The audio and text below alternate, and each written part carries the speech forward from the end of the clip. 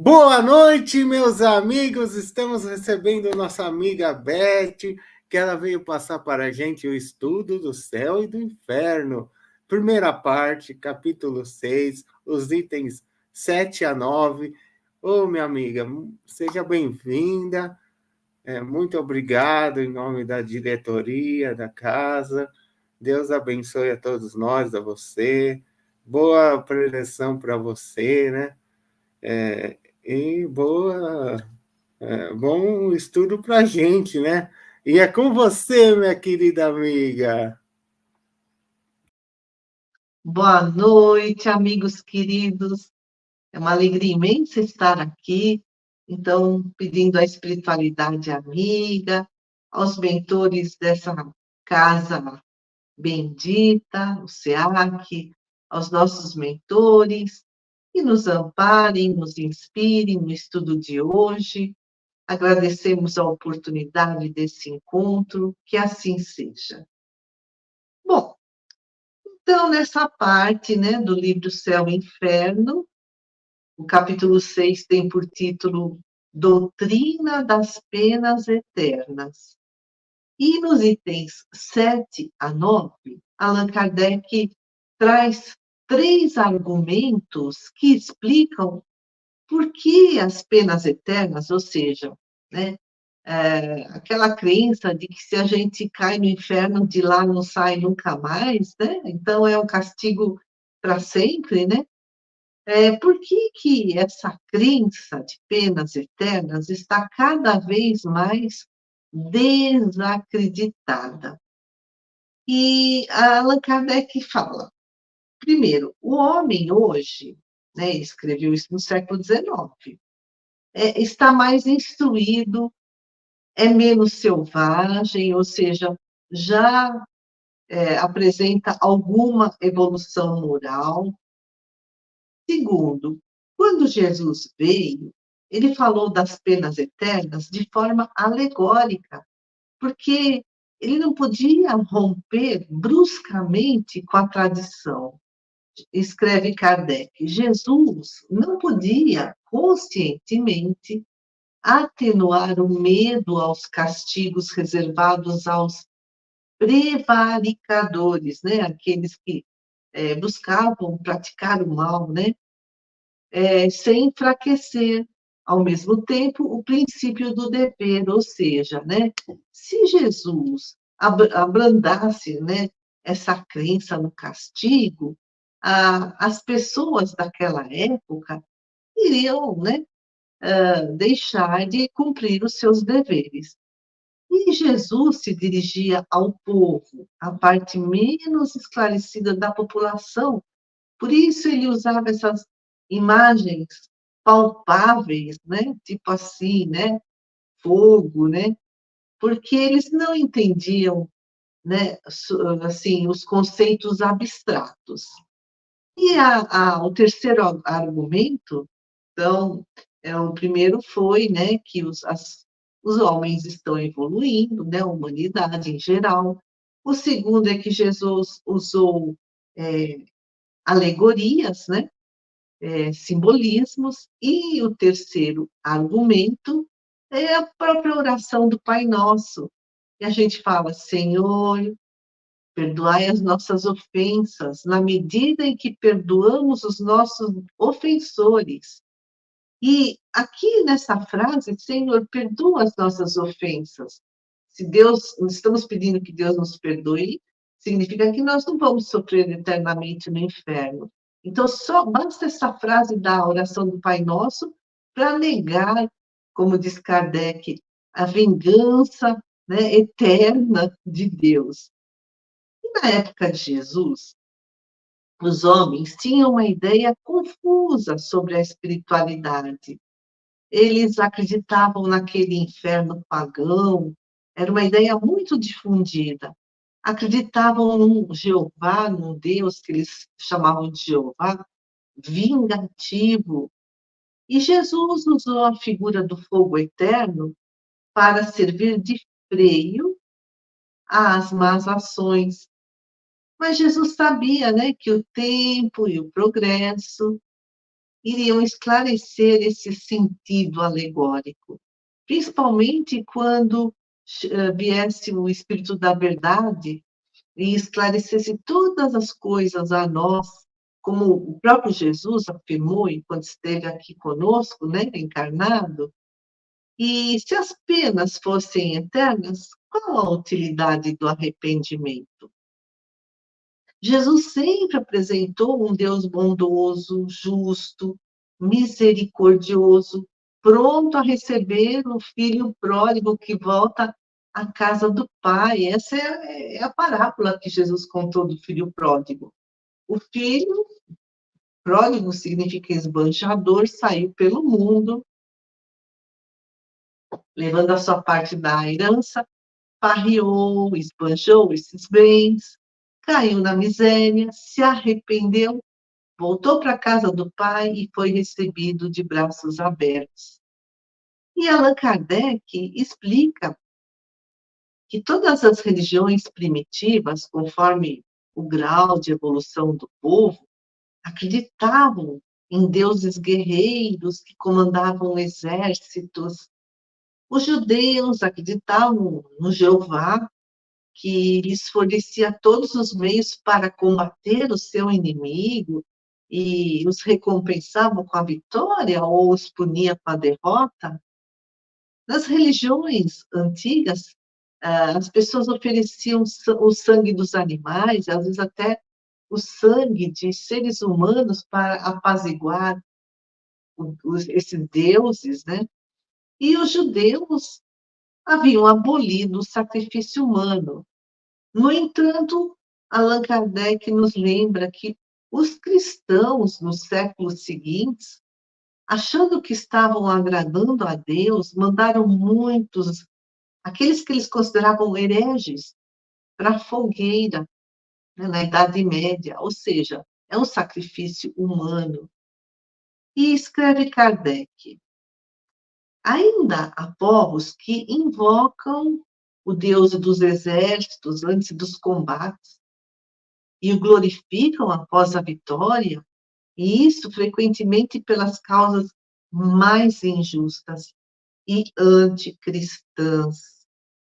Como o homem custa se livrar de seus prejuízos, dos seus hábitos, das suas ideias primitivas, comenta o mestre de Lyon. Desde Moisés, olha, já se passaram 40 séculos, o homem ainda conserva os traços de barbaridade aprovadas pela religião. E, como ele mesmo comenta, né, o Kardec, hoje não se queima ninguém em nome de Deus, mas ainda há muitas perseguições, tanto materiais quanto morais, e a gente vê, hoje em dia, né, quantos terreiros de Umbanda são atacados, são incendiados, as pessoas que não seguem a religião ortodoxa dogmática, ela é caluniada, ela é excluída.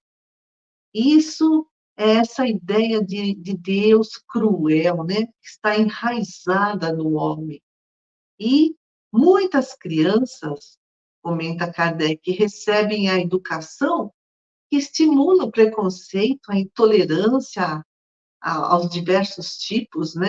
Inclusive aos que professam uma religião diferente, como escreve Kardec, alimentados pelos sentimentos que lhes são inculcados, né? Então, no caso das crianças, né? Na infância, poderia o homem estranhar um Deus que lhe apresentaram honrado por atos bárbaros, né, que condene as torturas eternas, vendo sem piedade os sofrimentos dos condenados?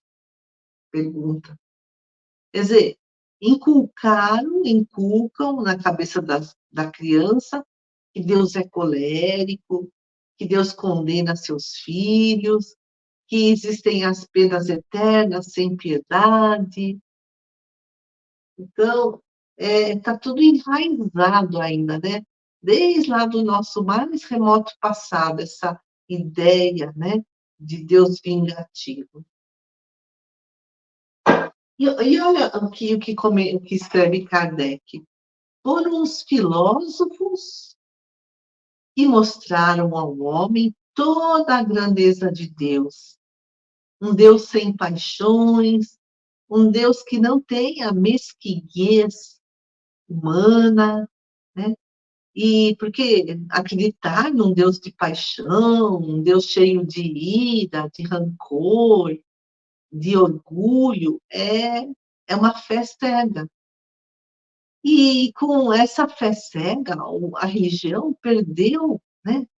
Perdeu muita gente, perdeu em prestígio, como escreve Kardec. Cada vez mais as pessoas se afastam dos cultos exteriores, dos dogmas impostos, dos rituais. Mas ele escreve, a religião ganhou em dignidade, porque aumenta o número de pessoas que são sinceramente religiosas pelo coração e pelos sentimentos. Quer dizer, perde-se em quantidade, mas ganha-se em qualidade. E há pessoas que, inclusive, foram levadas a negar a existência de Deus. E adverte Kardec, os responsáveis pela religião, ou seja, os líderes religiosos, não acompanharam o progresso da razão humana e aí levaram as pessoas ao deísmo, à incredulidade absoluta, ao panteísmo. A gente lê lá no livro O Céu e o Inferno. Bom, então esses líderes religiosos, né, que não usam a razão, né, que impõem, eles levaram as pessoas a serem deístas ou ateístas ou panteístas. O que é isso? O deísmo não é exatamente uma religião, mas é uma posição filosófica. O deísta, né? Deísta, aceita a existência de Deus, mas não segue nenhuma religião e também não acredita que haja revelações, né, divinas, mensagens que venham do alto, comunicação, né, do além. Eles acreditam, os deístas, que Deus criou tudo, mas que a partir do momento que ele criou, ele não interfere mais na sua criação, nem envia revelações. O Voltaire mesmo, né, o grande Voltaire, ele era deísta, ele acreditava na existência de Deus, mas ele achava que não era necessário ir à igreja, bastava seguir a razão. Para a pessoa deísta, importa a razão, o raciocínio, não importa, né? Ele acredita nas revelações, não acredita nas escrituras sagradas, nos dogmas, nas tradições, nos cultos religiosos. O deísmo é o oposto do teísmo. De com D, com dado, né? De dado, e te com T de tapete. Então, teísmo, ambos são opostos. Deísmo, essa pessoa acredita em Deus, mas não acredita nas revelações. E o teísmo vem da palavra grega theos, que significa Deus, divindade. Então, tem os monoteístas, que acreditam num único Deus, e tem os politeístas, que acreditam em vários deuses. E o ateísmo? A significa não. Ateísmo é a pessoa que não acredita na existência de Deus ou de deuses. É o que Kardec fala, é a incredulidade absoluta. E no caso do panteísmo, é aquela crença de que quando a gente morrer, né, existe um Deus, mas quando a gente morrer, a nossa individualidade se perde. Somos como gotas de água que, quando chega no oceano, se vira um oceano todo e, né, deixaremos de ser Bete, Rodrigo, João, Maria. Essas são as pessoas panteístas. Pan significa tudo, né? Tudo é Deus, panteísmo. Mas a existência de Deus é uma verdade comprovada. No livro A Gênese, no capítulo 2, né, a gente lê que Deus é o Criador de tudo, de todo o universo. Todo o universo é regido por leis perfeitas. O universo é o efeito. E qual é a causa? Tem gente que fala assim: ah, não existe uma causa, o universo surgiu por acaso. Nós surgimos por acaso. Mas aí escreve também Kardec no livro A Gênese. Uma obra de arte, uma bela pintura, surgiu por acaso? O Allan Kardec também faz uma comparação, como se o universo fosse um relógio e Deus fosse o relojoeiro. E escreve ele: a existência do relógio atesta, quer dizer, comprova a existência do relojoeiro. A engenhosidade do mecanismo lhe atesta, mostra, né, a inteligência e o saber de Deus, né? Então, a existência de Deus é uma verdade comprovada e o Kardec diz, por conta das revelações, né, dos médiuns que trazem, né, dos missionários, essas verdades do plano maior, pela evidência material dos fatos, ou seja, pela harmonia do universo.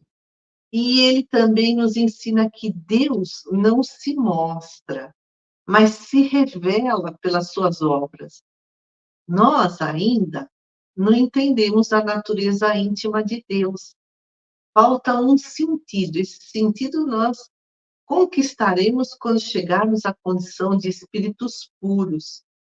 No entanto, pelo nosso raciocínio, nós conseguimos apreender, perceber os atributos de Deus, né, as qualidades de Deus. Sem o conhecimento dos atributos de Deus, é impossível compreender a obra da criação. Isaac Newton, observando os astros pelo telescópio, escreveu: a maravilhosa disposição e harmonia do universo só pode ter tido origem segundo o plano de um ser, né? Deus, que tudo sabe, tudo pode. Isto fica sendo a nossa última e mais elevada descoberta. Olha só, né? Isaac Newton, que estudou a lei da gravidade e estudou outras leis da física, trouxe tantas contribuições para a ciência, para a física, fez grandes descobertas, no entanto, ele diz, olha, a última e mais elevada descoberta que ele fez foi que tudo foi criado por Deus. E ainda no século XVIII, Benjamin Franklin, inventor do para-raios, escreveu: achar que o mundo não tem um criador é o mesmo que afirmar que um dicionário é o resultado de uma explosão numa tipografia. Sabe a tipografia com aquelas grandes máquinas, né? Tem os tipos são, assim, pecinhas de metal que tem as letras, né? Onde é como se fosse carimbo, né? Então, uma pecinha é a letra A, outra é a letra B, outra é a letra C. Então, eles colocam esses tipos formando frases, parágrafos, a página de um livro, e aí imprimem muitas folhas, e assim sai o livro. E aí o Benjamin Franklin fala, olha, achar que o mundo não tem um criador é o mesmo que afirmar que um dicionário, né, é o resultado de uma explosão numa tipografia. Dá uma explosão na tipografia e aí, do nada, surge o dicionário, tudo certinho, tudo explicadinho, né? Cada vernáculo. E, no passado, os homens não atribuíram a Deus a onipotência. Por isso é que surgiram as religiões politeístas, né, com muitos deuses. Um pouquinho de poder para esse Deus, um pouquinho de poder para aquele outro Deus, porque não existia um Deus único na crença deles. E outros povos não atribuíram a Deus a soberana bondade. Então, eles acreditavam num Deus colérico, parcial, vingativo. No entanto, isso, né, a gente lê até no Velho Testamento. No entanto, Deus é a suprema e soberana inteligência. Ele é eterno, não tem princípio, não terá fim, é imaterial, é onipotente, ou seja, é o poder supremo, é soberanamente justo e bom. A providencial sabedoria das leis divinas se revela nas pequenas coisas como nas maiores, né? Então, a perfeição das leis divinas. E Deus é infinitamente bom. Essa soberana bondade de Deus nos leva a perceber essa soberana justiça. E quem é soberanamente bom é soberanamente justo. E Deus é infinitamente perfeito. Ou seja, suas perfeições são infinitas. A gente não consegue nem imaginar isso, né? Sendo infinitos os atributos de Deus, eles não aumentam nem diminuem, né? Deus não evolui, ele é perfeito. E Deus é único, porque tem essa perfeição infinita. E a providência, né? A providência divina é a solicitude de Deus para com todas as suas criaturas, desde o menor dos animaizinhos, de uma plantinha, até o homem ou as sociedades. E Deus está por toda parte, tudo vê, tudo preside. Mas a gente pode perguntar assim: mas como pode Deus, tão grande, tão poderoso, tão superior a tudo, preocupar-se com cada criatura? Imagina quantos planetas, né, cheios de vida, quantas criaturas desse mundão de Deus, né? Bom, Deus criou as suas leis. Todos estão sujeitos às leis de Deus, sem que haja necessidade da intervenção incessante da providência. Então, não é necessário que Deus fique toda hora prestando atenção. Ah, hoje eu vou beneficiar o Paulinho. Ah, amanhã eu vou cuidar do Joãozinho, né? Vou ver o que ele está precisando. Não. É pelas suas leis que Deus age. E Allan Kardec também faz uma comparação. Ele diz assim: Deus é como se fosse um fluido, como se fosse, né? Que entra no universo infinito, a gente lê lá na Gênese. E esse fluido penetra todas as partes da criação. A natureza inteira está mergulhada no fluido divino. E todo ser, por mais ínfimo, por menorzinho que seja, está saturado do fluido divino, inclusive nós, né? Ou seja, nós estamos sempre na presença de Deus. Quando nós oramos, não é que Deus se aproxima de nós é que sentimos a presença de Deus em nós. E Deus vê os mais profundos refolhos, né, cantinhos do nosso coração. Nós estamos nele, em Deus, como ele está em nós. Jesus mesmo nos disse. E aí o Kardec também faz outra comparação. Assim como sentimos cada parte do nosso corpo, Deus sente cada uma de suas criaturas. É Kardec escrevendo no livro A Gênese. Então, diante de tanta sabedoria, de tanta solicitude de Deus, o que nos resta? Confiar nele. E se Deus está em toda parte, por que não o vemos? Porque nossa visão é limitada. o Allan Kardec escreve que só as almas purificadas conseguem ver Deus. E ele também faz outra analogia. Imaginemos uma pessoa que está no fundo de um vale, então existe uma bruma, um nevoeiro denso, não dá para ver a luz do sol, só se percebe uma luz difusa, né, significando é dia, tem sol, mas a bruma esconde o sol. E o perispírito, nosso perispírito, que é um corpo intermediário, um corpo energético, que une espírito e corpo físico, esse perispírito, o nosso, ainda é muito denso, muito materializado, por conta das nossas imperfeições morais. E esse perispírito materializado é como se fosse essa névoa da caminhada, né? Do peregrino que sobe a montanha. As imperfeições morais são camadas nevoentas que obscurecem a nossa visão. Tudo isso simbolicamente falando.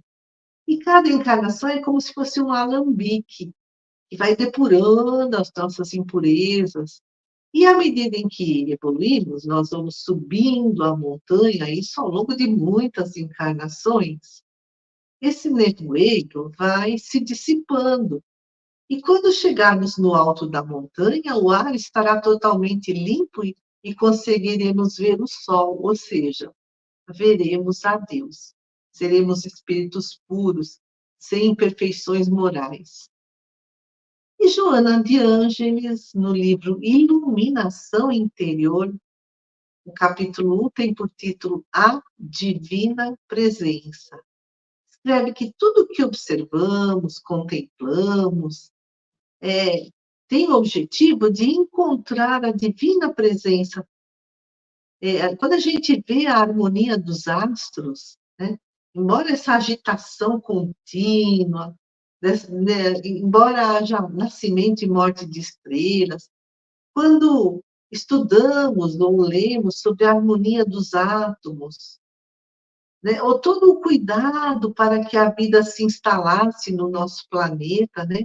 Então, condições geológicas e climáticas adequadas. E quando a gente sabe e percebe que tudo se transforma incessantemente para melhor, né? Que uma forma se desorganiza, mas outra melhor aparece, que não há silêncio nem vazio em lugar algum, que tudo é uma sinfonia de incomparável beleza, vibrando em tudo. Isso é a representação do psiquismo de Deus, escreve a benfeitora espiritual. Deus é a fonte vitalizadora que sustenta a ordem, que mantém o conjunto de tal forma que, mesmo que haja a aparência de causa, é só aparência, porque surgirá uma estabilidade de forças, né? Os milênios se sucedem e tudo obedece essa fatalidade, né? Que é a lei do progresso, que impulsiona para frente. E Deus prossegue criando sem cessar. Tudo e todos obedecem aos planos de Deus, que gera uma harmonia total. E na doutrina espírita, né, nós aprendemos que Deus é a inteligência suprema. Mas o nosso entendimento sobre Deus não está pronto, nem é definitivo, mas está em constante evolução, ou seja, o conceito de Deus ao longo da humanidade foi se alterando. Ó, politeísmo, Deus vingativo e Deus amoroso, com os ensinamentos de Jesus.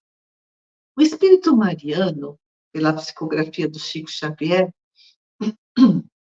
escreve: há tanta leviandade em pedir definições absolutas de Deus através da mente humana, como há loucura em exigir que o oceano se acomode nas dimensões de uma taça. Ou seja, tentar definir Deus é como colocar o oceano inteirinho dentro de um copo, uma taça. Não dá, né? E o conceito de Deus, como dissemos, foi se modificando com o tempo. Moisés, que trouxe os 10 mandamentos, que libertou os hebreus do Egito lá no século 13 antes de Cristo, trouxe a ideia de um Deus voluntarioso que dita regras, né, para as pessoas, para o povo, né, um Deus que castiga. E isso foi no século 13 antes de Cristo. O tempo foi passando. No século 8 antes de Cristo, o profeta Oséias, um profeta hebreu, escreveu que, apesar de severo, Deus sabia perdoar os nossos erros. Então, surgiu o conceito de Deus de perdão. E aí, no século seguinte, no século 7 antes de Cristo, outro profeta, Amós, um profeta judeu que lutou pela justiça social, pela terra, pelo teto e pelo trabalho, ele escreveu que Deus é severo, mas é justo. Aí surgiu a ideia de Deus de justiça. E ainda no século 7 antes de Cristo, outro profeta, Isaías, um dos maiores profetas do Velho Testamento, compreendeu que o Deus dos judeus, né, era um Deus para toda a humanidade. Aquele Deus não era só para os judeus, era para todo mundo, um Deus único. E Jesus nos ensinou que todos somos iguais perante Deus, ou seja, Deus é amor. Aos poucos, Deus deixou de ser o Deus de um só povo que comandava exércitos, que esmagava inimigos, deixou de ser imprevisível, que castigava, que provocava medo, que controlava a vida das pessoas. Deus não vigia, Deus não fiscaliza, Deus não pune, Deus não castiga. Deus não precisa de oferendas, de sacrifícios, de promessas. Deus não concede privilégios, como escreve Emmanuel, pela psicografia do Chico Xavier. Deus não tem prerrogativas ou exceções. Tudo está dentro da lei, tudo de acordo com a justiça, o merecimento. E o Espiritismo diz que Deus não é nem matéria nem energia, não tem forma definida, não é antropomórfico, né? Com essa ideia de, né, tipo um velhinho de barbas brancas. Jesus não é Deus, Deus não está no céu, mas está em toda parte. Deus está nos seres, mas não se confunde com eles. Deus está nas coisas, mas não se confunde com elas. André Luiz escreve, pelo Chico Xavier, né? A presença divina constitui uma verdade perene. Até o silêncio da pedra fala em Deus. Deus está na pedra também, né? E Meimei também, pelas mãos do Chico Xavier. Escreveu que João Evangelista ficou muitos anos procurando uma expressão para definir Deus. Que conclusão o João Evangelista chegou? Deus é amor. Amigos queridos, agradeçamos a Deus, a Jesus, por tanta misericórdia, por tanta bondade, por essa justiça perfeita, por tanta solicitude e providência. Nós sempre temos aquilo que necessitamos. E façamos, então, uma vibração por nós, pelos nossos amigos, pelos nossos familiares, pelos nossos lares. Uma vibração para o SEAC, ajudando a caminhada, né? Para todos os seus trabalhadores, encarnados e desencarnados, para os dirigentes, Façamos uma vibração pela nossa cidade, pelo nosso estado, pelo nosso país, pelo planeta inteiro. Uma vibração por aqueles que estão encarnados e desencarnados, por aqueles que estão trabalhando na seara de Jesus e por aqueles que ainda não se encontraram no caminho do bem. E nós te agradecemos, Senhor, mais uma vez, por todo esse presente que nos dá da nossa própria vida, da harmonia do universo, de suas leis perfeitas. Obrigada, Senhor, por tudo que temos recebido. Que assim seja, graças a Deus. E amigos queridos, uma boa noite.